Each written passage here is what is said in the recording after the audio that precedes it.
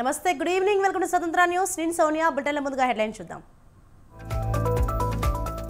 సాయంత్రం ఢిల్లీకి సీఎం జగన్, రేపు ఉదయం ప్రధాని మోదీతో భేటీ అయ్యే ఛాన్స్. కాసేపట్లో పవన్ కళ్యాణ్తో చంద్రబాబు సమావేశం. పొత్తు ప్రాతిపదనను పవన్ కు వివరించిన మాజీ సీఎం.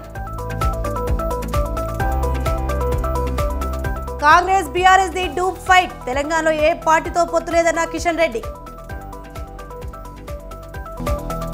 నష్టాలతో ముగిసిన స్టాక్ మార్కెట్లు. సెన్సెక్స్ 700 పాయింట్లు, నిఫ్టీ 212 పాయింట్లు లాస్.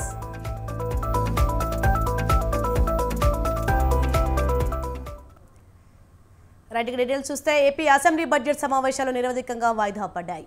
ఈ సమావేశాల్లో అసెంబ్లీ 9 బిల్లులకు ఆమోదం తెలిపింది. 5న ప్రారంభమైన అసెంబ్లీ సమావేశాలు 3 రోజుల పాటు జరిగాయి. 10 గంటల 2 నిమిషాల పాటు సమావేశాలు జరిగాయి.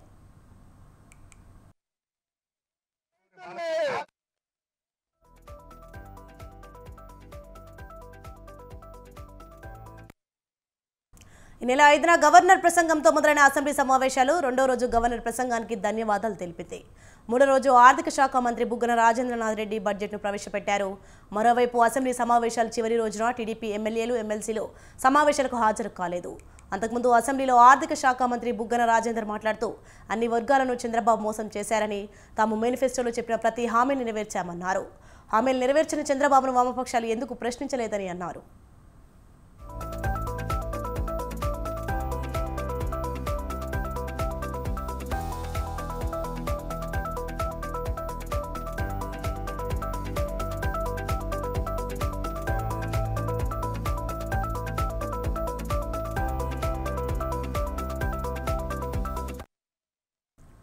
నిరుద్యోగ వృత్తిపై చేతులెత్తేసిన చంద్రబాబును ఎందుకు ప్రశ్నించలేదు అని మంత్రి మండిపడ్డారు. తాము చేసిన అప్పులతో సంక్షేమ పథకాలు అందించాం. గత ప్రభుత్వం చేసిన అప్పులు ఎక్కడికి పోయాయని మండిపడ్డారు. గత ప్రభుత్వం చేసిన అప్పులతో ప్రజలకు ఏ మంచి పనైనా జరిగిందా అని ప్రశ్నించారు. అప్పులపై టీడీపీ గ్లోబల్స్ ప్రచారం చేస్తోంది. గత ప్రభుత్వం చేసిన అప్పులతో పోలిస్తే తాము చేసింది తక్కువేనని బుగ్గన రాజేంద్రనాథ్ తెలిపారు.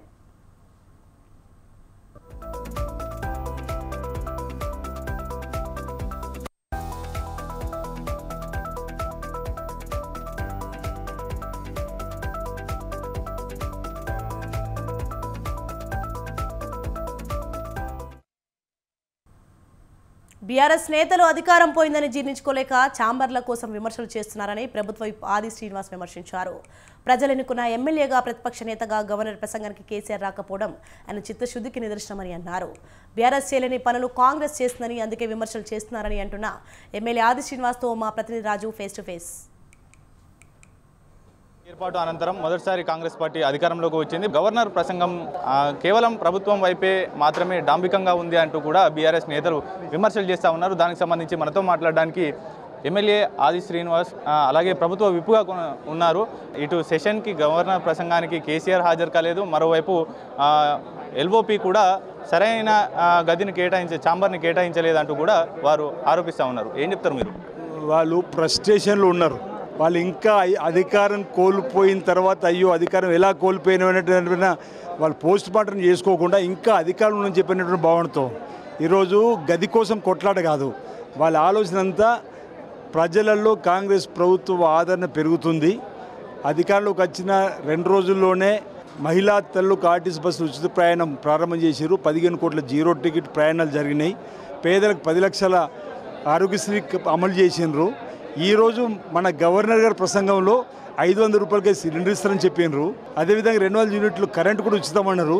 ఇవన్నీ ప్రజాబాహుల్యంలోకి వెళ్ళి ఎక్కడ లోక్సభ ఎన్నికల్లో డబుల్ డిజిట్ వాళ్ళు దాటిపోతారు, మాకు ఒక సీటు గెలవని చెప్పని బెంబెలెత్తిపోయి ఫ్రస్ట్రేషన్లా మతి భ్రమించి వాళ్ళు మాట్లాడుతున్న మాటలు కానీ తప్ప 9.5 ఏళ్ళ అధికారం వాళ్ళకి ఇస్తే కట్టబెడితే రాష్ట్రాన్ని అప్పుల కుప్ప రాష్ట్రంగా మార్చిన వీళ్ళ ఈరోజు మాకు చెప్పేదంటున్నాం. ఈరోజు ప్రజలన్నీ గమనించే మిమ్మల్ని ప్రతిపక్ష స్థానంలో కూర్చోబెట్టినరు. ఇక మీరు మళ్ళీ అసలు టీఆర్ఎస్ పార్టీ బీఆర్ఎస్గా మారిన రోజే తెలంగాణ రాష్ట్ర ప్రజలతో పేగుబంధం దిగిపోయింది. ఇంకా వాళ్ళు ఏం మాట్లాడతారు? మతిలేని మాటలు తప్ప. ప్రభుత్వం పడిపోతుంది అంటూ కూడా బీఆర్ఎస్ నేతలు చెప్తా ఉన్నారు. అయితే ఇప్పటికే పార్లమెంట్ ఎన్నికలకు ముందు మీ పార్టీలో బీఆర్ఎస్ ఎంపీ కూడా చేరడం జరిగింది. అయితే ఇంకా ఎవరైనా మీ పార్టీకి టచ్లో ఉన్నారా బీఆర్ఎస్ ఎమ్మెల్యేలు? ఇప్పుడు ఒకటి గమనించండి, ప్రజలు మ్యాండేట్ ఇచ్చారు. అంటే వాళ్ళకి 5 సంవత్సరాలు ఓపిక పట్టడానికి కూడా మీ మాటల్లోనే అధికారం కోసం తహతాలు ఆడాలని చెప్పండి. ప్రభుత్వం పడిపోతే శాపనడతలు పెడుతున్నారు. వీళ్ళ శాపనడతలు ప్రభుత్వం పడిపోదు. ప్రజలు ఇచ్చిన ఆశీర్వాదంతో 5 సంవత్సరాలు పరిపాలిస్తాం. మరో 5 సంవత్సరాలు కూడా కాంగ్రెస్ పార్టీ ప్రభుత్వం వస్తుంది. ఇప్పుడు మాకు ప్రజలు ఆల్రెడీ 64 మందిని ఇచ్చిండ్రు. సిపిఐ మాకు అనుబంధంగా 25 మంది ఉన్నాం. మాకు ఎవరు అవసరం లేదు. ఇప్పుడున్న పరిస్థితులలో ప్రజలు ఇచ్చినటువంటి అధికారాన్ని మేము ప్రజలకు ఇచ్చిన హామీలు అమలు చేస్తూ ప్రజల యొక్క ఆమోదంతో మరోసారి ప్రభుత్వం ఏర్పాటు చేస్తామని తెలియజేస్తా ఉన్నాం. మరోవైపు టీఎస్ని టీజీగా మార్చారు. తెలంగాణ విగ్రహ రూపాన్ని, అలాగే తెలంగాణ తల్లి విగ్రహ రూపాన్ని, దాంతోపాటు చిహ్నాన్ని కూడా మారుస్తామని చెప్తా ఉన్నారు. అయితే ప్రజలు ఇవి కోరుకోలేదు, సంక్షేమమైనటువంటి పాలన కోరుకున్నారు. కాకపోతే అవన్నీ పక్కన పెట్టేసి ఇప్పుడు ఈ చిహ్నం అంటున్నారు, అలాగే టీజీ అంటూ ఉన్నారు. ఇవి కాదు ప్రజలు కోరుకునేవి కూడా. ఇప్పుడు రాచరిక పోకడు ఉన్నటువంటి చిహ్నాన్ని మార్చాలనుకుంటున్నాం. రాచరిక పోకడున్న తెలంగాణ తల్లి విగ్రహాన్ని మార్చాలనుకుంటున్నాం. ప్రజల నుంచి తీసుకుంటున్నాం మేము. అర్థమవుతుందా? ఇది ప్రజల ఆమోదంతో రాజరికపు నియంత్రిత పరిపాలనకు ఈరోజు నియంత్రిత పరిపాలన ప్రజలు గద్దెదించారు. కాబట్టి మేము ప్రజల నుంచి తీసుకుంటున్నాం. ప్రజల ఆమోదంతో ఇవన్నీ పనులు అమలు చేస్తాం. సార్, ప్రజలకు భరోసా ఇవ్వగలుగుతారా? ఈ 2 లక్షల ఉద్యోగాలు కావచ్చు యువతకు, దాంతోపాటుగానే ఇచ్చినటువంటి 6 హామీలను కూడా 100 రోజుల్లో అమలు చేస్తామనేటటువంటి ధీమా ఇస్తున్నారు. 2 లక్షల ఉద్యోగాలలో 7,000 ఉద్యోగాలు ఇప్పుడు స్టాఫ్ నర్సులు ఇచ్చినాం. 15,000 పోలీసు ఉద్యోగులు ఇవ్వబోతున్నాం మరో 15 రోజుల లోపల. మిగతా డిసెంబర్ లోపల 2 లక్షల ఉద్యోగాలు ఇస్తాము. 6 గ్యారెంటీల అమల్లో ఎక్కడ వెనుకపోయలేదు. ఇప్పటికే 2 అమలు చేసినాం. ఈరోజు మన గవర్నర్ గారు మరో 2 గ్యారెంటీలు అమలు చేయడానికి అవకాశం ఇచ్చినారు. కాబట్టి మిగతా గ్యారెంటీలు కూడా మేము పూర్తి చేస్తాం. ప్రజల ఆదరణ పొందుతాం.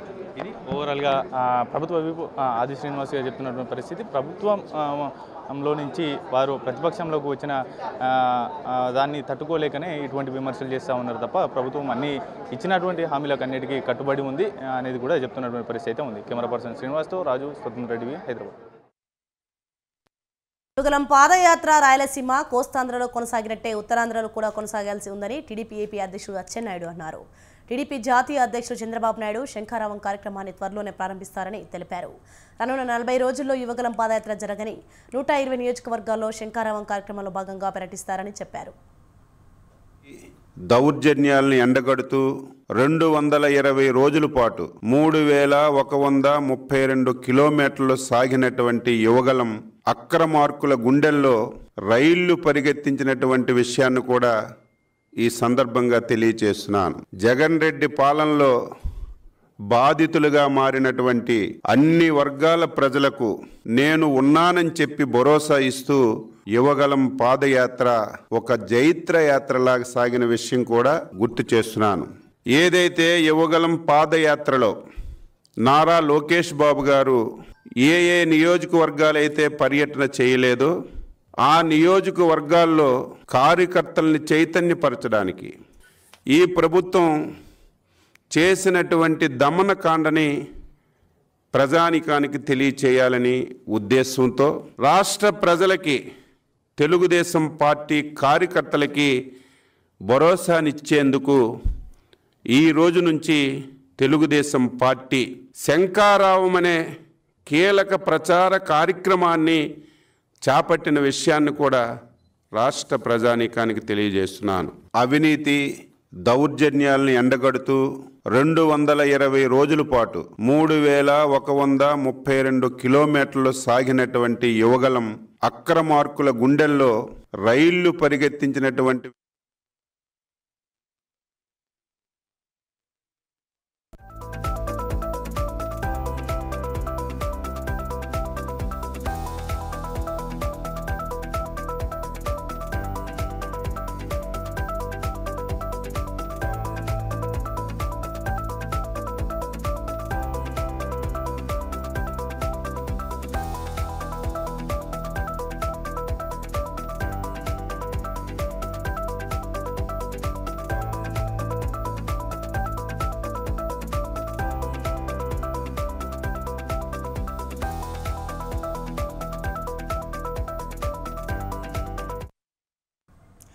బ్రేకింగ్ న్యూస్ చూస్తున్నాం. ఏపీ రాజకీయాలు ఆసక్తికరంగా మారాయి.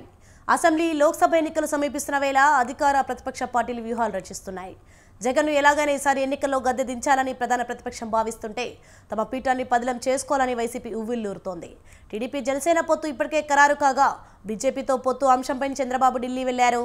అమిత్ షా, జేపీ నడ్డాతో చర్చించారు. ఇదిలా ఉంటే కాసేపట్లో ఏపీ సీఎం జగన్ సాయంత్రం ఢిల్లీ వెళ్లనున్నారు. రేపు ఉదయం ప్రధాని మోదీని కలవనున్నారు. రాష్ట్రానికి రావాల్సిన నిధులు, అభివృద్ధిపై చర్చించనున్నారు.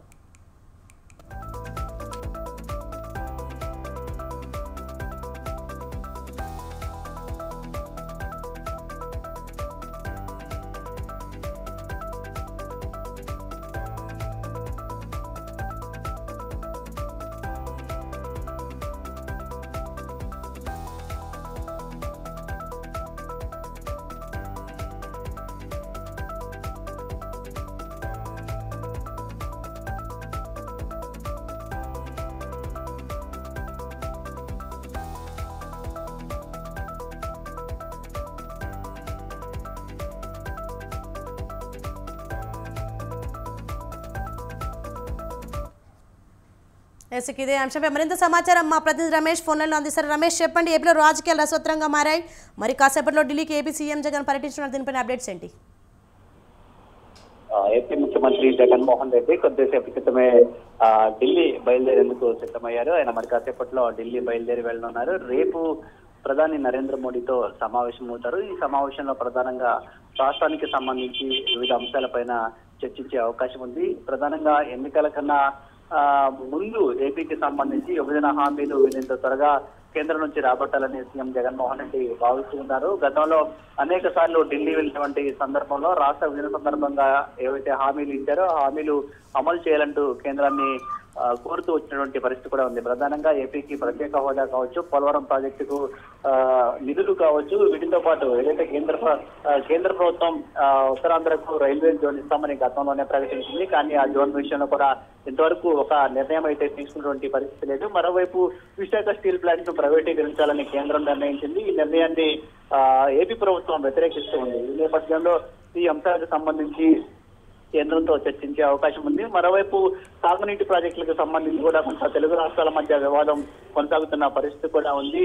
ప్రధానంగా కృష్ణా పరివాహక ప్రాంతం ఏదైతే ఉందో దానికి సంబంధించిన ప్రాజెక్టులను కేఆర్ఎంబీ పరిధిలోకి తీసుకురావాలని కేంద్రం కూడా భావిస్తుంది. ఒకవైపు ఈ నిర్ణయాన్ని తెలంగాణ ప్రభుత్వం వ్యతిరేకిస్తున్నటువంటి నేపథ్యంలో ఇదే అంశం పైన కూడా కేంద్రంతో సీఎం జగన్మోహన్ రెడ్డి చర్చించే అవకాశం ఉన్నట్టు తెలుస్తుంది. ఈ అంశాలు కాకుండా రాష్ట్రానికి సంబంధించిన రాజకీయ అంశాలు కూడా చర్చకు వచ్చే అవకాశం ఉందని కూడా స్పష్టంగా చెప్పుకోవచ్చు. మరో 2 నెలల్లో ఎన్నికలు జరగనున్నటువంటి నేపథ్యంలో రాష్ట్రంలో ప్రస్తుతం తాజా రాజకీయ పరిణామాలపైన కూడా సీఎం జగన్మోహన్ రెడ్డి కేంద్ర పెద్దలతో చర్చించే అవకాశం ఉందని వైసీపీ వర్గాలు చెప్తూ ఉన్నాయి. ప్రధానంగా రాష్ట్రంలో ఇతర పార్టీలకు సంబంధించినటువంటి పొత్తుల వ్యవహారం కావచ్చు, అదేవిధంగా వచ్చే ఎన్నికలకు సంబంధించి వైసీపీ ఏ విధంగా సన్నద్ధమవుతుందంటే వంటి అంశాలు కూడా ఈ భేటీలో చర్చకు వచ్చే అవకాశం ఉందని అయితే వైసీపీ వర్గాలు చెప్తూ ఉన్నాయి.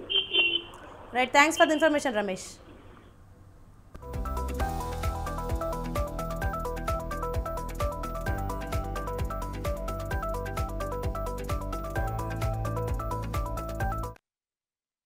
మరోవైపు చంద్రబాబుతో పవన్ కళ్యాణ్ భేటీ కానున్నారు. బీజేపీ, టీడీపీ, జనసేన పొత్తు అభ్యర్థుల ఎంపికపై చర్చించినట్టు తెలుస్తుంది. రైట్కి ఇదే అంశంపై మరింత సమాచారం మా ప్రతినిధి రవిచంద్ర ఫోన్లలో అందిస్తారు. రవిచంద్ర, చెప్పండి, మరి కాసేపట్లో ఢిల్లీకి ఏపీ సీఎం జగన్ పర్యటించనున్నారు. దీనిపైన అప్డేట్స్ ఏంటి? జనసేన అధినేత పవన్ కళ్యాణ్ కొద్దిసేపట్లో ఢిల్లీ అయితే పైన వెళ్తున్నారు. ఇప్పటికే జనసేన టీడీపీ పొత్తు ఉన్న నేపథ్యంలో నిన్న చంద్రబాబు ఢిల్లీ వెళ్లి అమిత్ షాను కలిసి పొత్తులపై చర్చించారు.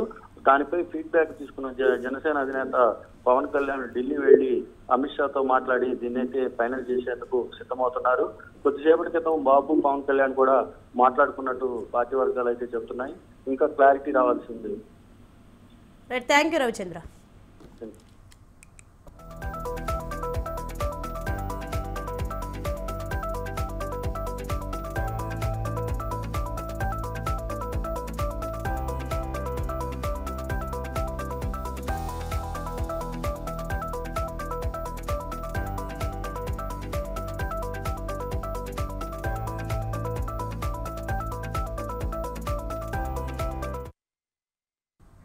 తెలంగాణ అసెంబ్లీ ఆవరణలో మాజీ మంత్రి కేటీఆర్, కాంగ్రెస్ ఎమ్మెల్యే కోమటిరెడ్డి రాజగోపాల్ రెడ్డి మధ్య ఆసక్తికర చర్చ జరిగింది.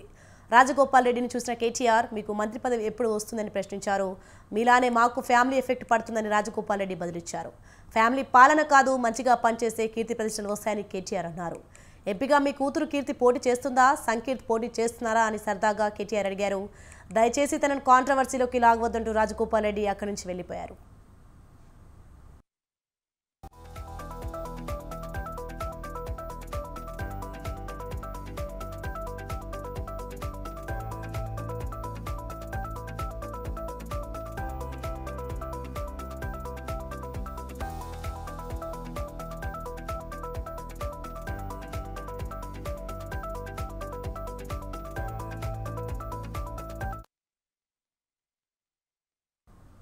పశ్చిమ గోదావరి జిల్లా ఆచంట నియోజకవర్గంలో వైఎస్ఆర్ ఆసరా పథకం మహిళలకు ఆర్థిక భరోసా కల్పించిందని అన్నారు మాజీ మంత్రి చెరుకువాడ శ్రీ రంగనాథరాజు.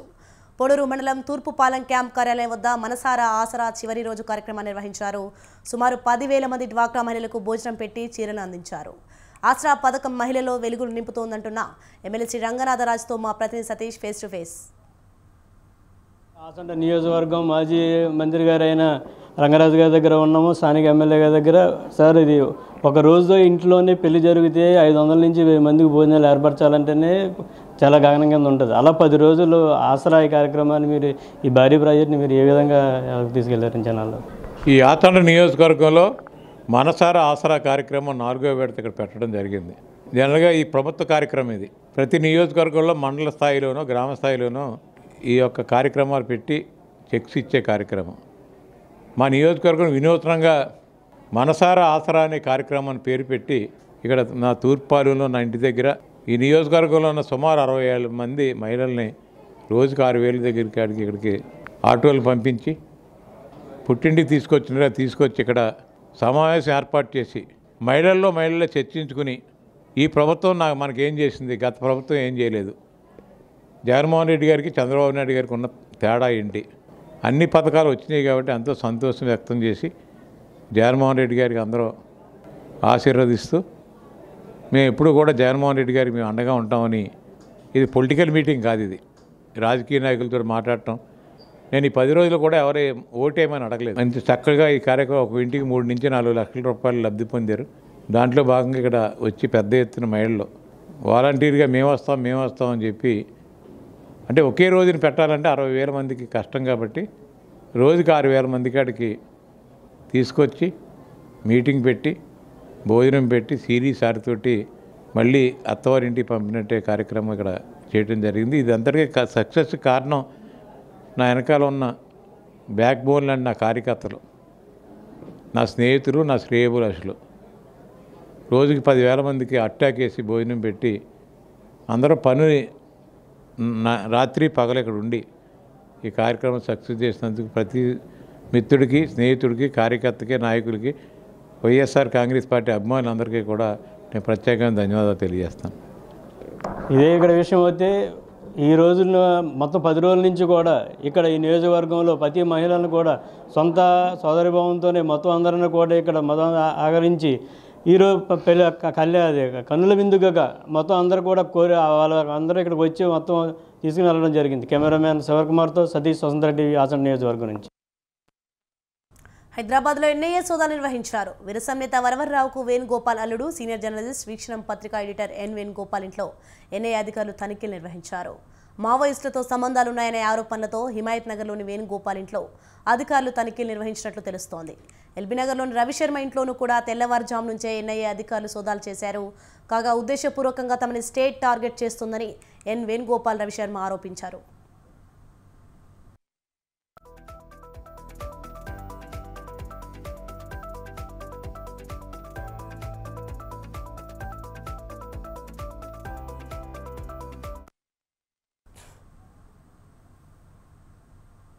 సరిగ్గా నాకు గుర్తులేదు కానీ కూకట్పల్లి మలేషియన్ టౌన్షిప్ దగ్గర సంజయ్ దీపక్ రావు అని ఎవరో అరెస్ట్ అయ్యారు. మావోయిస్ట్ లీడర్ని పేపర్లలో వస్తే అప్పుడే పేపర్లలో వచ్చినాకనే చూసినాం, ఆయన పేరు విన్నాం ఫస్ట్ టైం. ఆ తర్వాత కొద్ది రోజులకి లాయర్స్ ఎఫ్ఐఆర్లో అట్లా మీ పేరు కూడా మెన్షన్ ఉంది అని అన్నారు. తర్వాత ఎఫ్ఐఆర్ తీసుకొని చూసాం. అందులో ఊరికే వీళ్ళు వేణుగోపాల్, నా పేరు, ఇంకా కొంతమంది పేర్లు పెట్టి వీళ్ళు మావోయిస్ట్ యాక్టివిటీస్లో ఉన్నారట అని ఎవరో ఆ రకంగా మాత్రమే ఉంది. అంటే ఏమి ఖచ్చితంగా వీళ్ళు ఏదో చేశారనో లేకపోతే ఫలానా దీంట్లో ఉన్నారని అట్లాంటిది ఏమాత్రం ఏం లేదు. అది సరే, దాంట్లో నిర్దిష్టంగా మాపై ఆరోపణలు ఏం లేవు కాబట్టి మేమేమి పట్టించుకోలేదు దాన్ని. తర్వాత ఈరోజు పొద్దున 5 గంటలకి ఫోన్ చేసి కిందికి రమ్మన్నారు. గేట్ తాళం ఉంటుంది మామూలుగా, కిందికి రమ్మంటే ఈలోగా మేము వచ్చేలోగానే వాళ్ళు ఎట్లా వచ్చారో తెలియదు. అంటే కింద వీళ్ళు వాచ్మెన్ని అడిగి తాళం తీసుకొని వచ్చారా ఎట్లా పైకి వచ్చేసింది. 2 months బ్యాక్ ఇవాళ ఉదయం 5 గంటలకు నేషనల్ ఇన్వెస్టిగేషన్ ఏజెన్సీ NIAకు చెందిన ఒక బృందం 8 మంది బృందం మా ఇంటి మీద దాడి చేసింది. ఉదయం 5 గంటలకు వాళ్ళు నన్ను తలుపు తెరవని అడగానే తెలిసాను. వాళ్ళు ఒక కేసుకు సంబంధించి మీ దగ్గర సమాచారం ఏమైనా ఉందా, సెర్చ్ చేయడానికి సెర్చ్ వారెంట్ తీసుకొని వచ్చాము అని అన్నారు. సెర్చ్ వారెంట్ చూశాను. సంజయ్ దీపక్ రావు అనే ఒక వ్యక్తి అరెస్ట్ అయిన కేసులో నా దగ్గర సమాచారం ఉందని వాళ్ళకు తెలిసింది. కాబట్టి మొత్తంగా నా ఇంట్లో నుంచి తీసుకుపోయినవి నా సెల్ ఫోన్ ఒకటి, ఆ బెదిరింపు హత్యా బెదిరింపు లేక, వరలక్ష్మికి వచ్చిన హత్యా బెదిరింపు లేక, దాని మీద నిజానికి పేపర్ కటింగ్ కూడా ఉంది. ఆ బెదిరింపు లేక మీద మేము ప్రెస్ కాన్ఫరెన్స్ పెట్టాము. ఆ ప్రెస్ కాన్ఫరెన్స్ వార్త కూడా దానికి పిన్ చేసి ఉంది. అది ఉంటేనే అర్థమవుతుంది అది ఫేక్ లెటర్ అని. ఏపీ ప్రభుత్వంపై జనసేన నేత జానీ మాస్టర్ ఫైర్ అయ్యారు. లబ్ధిదారులకు టిడ్కో ఇళ్లను ఎందుకు ఇవ్వడం లేదని మండిపడ్డారు. నెల్లూరు జిల్లాలో ఎంతో మంది నిరుపేదలు ఉన్నారని, తూతూ మంత్రంగా కొంతమందికి మాత్రమే ఇచ్చి చేతులు దులుపుకుంటున్నారని ఆగ్రహం వ్యక్తం చేశారు. అర్హులైన ప్రతి ఒక్కరికి టిడ్కో ఇళ్లను ఇవ్వాలని డిమాండ్ చేశారు. ఉన్నాయి కదా, వెంకటేశ్వరంలో కట్టున్నారు కదా, సో ఆ ఇల్లుల గురించి మాట్లాడడానికి వచ్చాను. రాష్ట్రం మొత్తంలో 40 లక్షల ఇల్లులేమో శాంక్షన్ అయినాయి దాదాపు నాకు తెలిసి. మన నెల్లూరులో 4000 ఇల్లులేమో కట్టినట్టున్నారు. అది 4.5 సంవత్సరం అయింది. అది లాస్ట్ ప్రభుత్వంలో చంద్రబాబు నాయుడు గారు ప్రభుత్వంలో అది శాంక్షన్ అయినాయి. అయినా కూడా ఇప్పుడు 4.5 సంవత్సరం దాదాపు 5 సంవత్సరాలు అవుతుంది. 2-3 నెలలు ఎలక్షన్స్ 5 సంవత్సరాలు వస్తుంది. ఆ ఇల్లులు ఎందుకు ఇవ్వలేదు? అలానే ఏదో తూత్ మాలిష్గా ఒక శాంక్షన్ అయిన ఒక 200 మందికో ఎంతమందికి ఒక 20% ఏదో ఇచ్చాము కదా అని చెప్పి తాళాలు వాళ్ళ చేతులు పెట్టారు. మిగతా దానికి అర్హులైన ప్రతి మెంబర్స్కి ఇల్లులు ఇవ్వకపోవడంతో ఫోన్ చేసి ఈఎంఐ కట్టారా, ఎప్పుడు కడతారు అని చెప్పి అడుగుతున్నారు. టిట్కో హౌస్లు ఉన్నాయి కదా, వెంకటేశ్వరంలో కట్టున్నారు కదా, సో ఆ ఇల్లుల గురించి మాట్లాడడానికి వచ్చాను. రాష్ట్రం మొత్తంలో 40 లక్షల ఇల్లులేమో శాంక్షన్ అయినాయి దాదాపు నాకు తెలిసి. మన నెల్లూరులో 4000 ఇల్లు. మాజీ ఎమ్మెల్యే జగ్గారెడ్డి మాట్లాడుతున్నారు. ఇప్పుడు లైవ్ చూద్దాం. వచ్చేది హరీష్ రావే. కాంగ్రెస్ దాకా ఎందుకు వస్తున్నారు మీరు? హరీష్ రావే వచ్చుతాడు మీకు ఏసి చూడండి.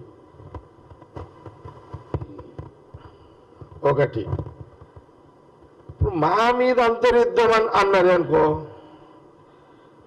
ఇప్పుడు మన సీఎం రేవంత్ రెడ్డి ఒక 2 ఆల్రెడీ చెప్పినా కదా. ఈరోజే వచ్చింది మా పొన్నం ప్రభాకర్, మా ట్రాన్స్పోర్ట్ మినిస్టర్ గారు ఒకటి రిలీజ్ చేశాడు. పొన్నం ప్రభాకర్ గారు ఈ రోజుకి 15 కోట్ల మంది తెలంగాణలో ఆర్టీసీ బస్సులో ఉచితంగా మహిళలు ప్రయాణం చేసినట్టుగా ఈరోజు పొన్నం ప్రభాకర్ మా మినిస్టర్ గారు చెప్పడం జరిగింది. 15 కోట్లు అంటే 2 నెలలే. నిన్నటికి 2 నెలలే మా గవర్నమెంట్ వచ్చి 2 నెలల 15 కోట్ల మంది మహిళలు తెలంగాణ ప్రాంతంలో ఆర్టీసీ బస్సులో ఉచిత ప్రయాణం చేసినారు అని మా పొన్నం ప్రభాకర్ గారు ట్రాన్స్పోర్ట్ మినిస్టర్ గారు చెప్పడం జరిగింది. ఇది ఒక ఆల్రెడీ ఇంతమంది మహిళలు తిరుగుతూనే ఉన్నారుగా. ఇప్పటివరకు ఖర్చు ఎంత వచ్చింది?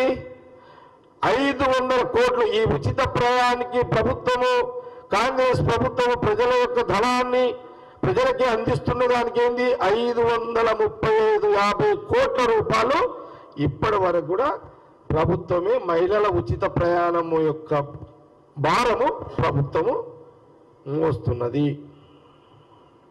ఇది ప్రజలు డైరెక్ట్గా బెనిఫిట్ పొందుతున్నారు కదా. ఇప్పుడు దవాఖానాలో పోతున్నది ఆ లిస్టు తెప్పిస్తాను నేను, మళ్ళీ నెక్స్ట్ మాట్లాడతా. నేను ప్రశాంత్ రెడ్డికి ఏం చెప్తున్నా అంటే, ప్రశాంత్ రెడ్డి అనుకో, లేకపోతే కేటీఆర్ అనుకో, లేకపోతే హరీష్ రావు అనుకో, ఏం చెప్తున్నా అంటే, మా ముందు యుద్ధానికి వచ్చేటప్పుడు ముస్లింలకు మేము 12% రిజర్వేషన్ ఇస్తామని చెప్పి మోసం చేశారు. 9 ఏళ్ళు పరిపాలించారు. మేము ఊరుకుంటామా? మేము మీ మీద మేము చేస్తున్నప్పుడు మీరు దాడి చేయాలని చూస్తారు. మీరు ఏ పనులైతే చెయ్యలేదో, మోసం చేసిరో 9 ఏళ్ళల్లా మేము 12% ముస్లింలకు ఇస్తున్న రిజర్వేషన్ ఇవ్వనందుకు మేము కూడా రాజకీయంగా ప్రతిపక్ష పార్టీగా మీ మీద రాజకీయ దాడి చేస్తాం. ఎస్టీలకు 12% రిజర్వేషన్ ఇస్తాను, చెయ్యలేము, లంబాడీలది బంజారాలది, దాని మీద మేము కూడా అటాక్ చేస్తాము. 3016 నిరుద్యోగ వృత్తి ఇస్తానన్నాము, యువకులను మోసం చేసాము, దాని మీద టీఆర్ఎస్ పార్టీ మీద మేము కూడా దాడి చేస్తాము, రాజకీయ దాడి చేస్తాము. 57 ఏళ్లకు పెన్షన్ ఇస్తా అని చెప్పినాము. Yes, we build on updates. For more updates, keep watching Swatandhra News.